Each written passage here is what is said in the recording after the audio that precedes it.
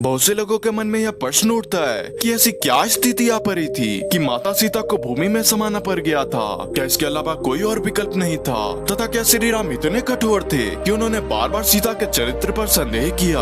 आज हम आपको इन्हीं प्रश्नों के उत्तर देंगे तथा बताएंगे कि आखिर क्यों माता सीता को भूमि में समाना पड़ा। दोस्तों, इसके लिए सबसे पहले आपको राजधर्म क्या होता है तथा इसकी क्या परिभाषा है, इसके बारे में जानना आवश्यक है। एक राजा प्रजा से बनता है तथा राजा का यह उत्तरदायित्व होता है कि वो हमेशा प्रजा के हित में ही कोई निर्णय ले, अन्यथा उसे राजा रह जाने का कोई अधिकार नहीं होता। इसी को राजधर्म कहा गया है। जब लव कुश बड़े हो गए तब वे दोनों अपने गुरु वाल्मीकि का आदेशानुसार अयोध्या में गए तथा सभी को रामायण की कथा सुनाई। अंत में उन्होंने राज दरबार में स्वयं को श्री राम तथा माता सीता का पुत्र बताया। इसके पश्चात अयोध्या की प्रजा के द्वारा इस पर प्रश्न चिन्ह लगाया गया। श्री राम ने जब यह सुना तो लोकमत को ध्यान में रखकर उन्होंने सीता को स्वयं यहाँ आकर इसका प्रमाण देने को कहा तथा अपनी शुद्धता की शपथ लेने का आदेश दिया। माता सीता ने जब यह सुना तो उनका मन कुंठित हो गया। इतने वर्षों से अयोध्या की प्रजा के मत को ध्यान में रखकर वे वन में रही थी तथा इसके पश्चात भी उनकी शुद्धता का प्रमाण मांगा जा रहा था। इसलिए उन्होंने इस अपवाद को हमेशा के लिए समाप्त कर देने का निश्चय किया, जिससे आगे कभी यह समस्या खड़ी ही ना हो। जब माता सीता राज दरबार में पहुंची तो वहां सभी के सामने उन्हें अपनी शुद्धता की शपथ लेने को कहा गया।